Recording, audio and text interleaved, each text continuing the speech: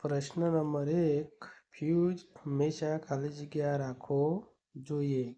તેનો જવાબ આવે છે બી, સર્કિટની શરૂઆતમાં રાખવો જોઈએ. પ્રશ્ન નંબર 2, આઈ નિયમ અનુસાર વાયરિંગમાં અર્થ વાયર માટેનો કલર કોડ નીચેના પૈકી ખાલી જગ્યા હોય છે. તેનો જવાબ આવે છે બી, ગ્રીન. પ્રશ્ન નંબર 3, ઘરેલું એસી સપ્લાયનું વોલ્ટેજ કેટલું હોય છે? તેનો જવાબ આવે છે બી, 220 વોલ્ટથી 240 વોલ્ટ હોય છે. પ્રશ્ન નંબર 4, એસી સપ્લાયની ફ્રીક્વન્સી કેટલી હોય છે?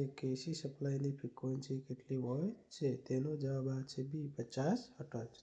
પ્રશ્ન નંબર 5, 1 યુનિટ વીજળી એટલે શું? તેનો જવાબ આવે છે સી, 1 kWh, 1 કિલોવોટ અવર. પ્રશ્ન નંબર 6, કઈ ડિવાઇસ શોર્ટ સર્કિટથી સુરક્ષા આપે છે? તેનો જવાબ આવે છે સી, ફ્યુઝ. પ્રશ્ન નંબર 7, પાવરનો એકમ શું છે? તેનો જવાબ આવે છે એ, વોટ. પ્રશ્ન નંબર 8, કરંટ માપવા માટે કયું સાધન વપરાય છે? તેનો જવાબ આવે છે બી, એમ્પિયર મીટર. પ્રશ્ન નંબર 9, વોલ્ટમીટર કઈ રીતે જોડાય છે? તેનો જવાબ આવે છે બી, પેરેલલમાં. પ્રશ્ન નંબર 10, ઓહમનો નિયમ કયો છે? ઓહમનો નિયમ કયો છે? તેનો જવાબ આવે છે બી, વી બરાબર IR.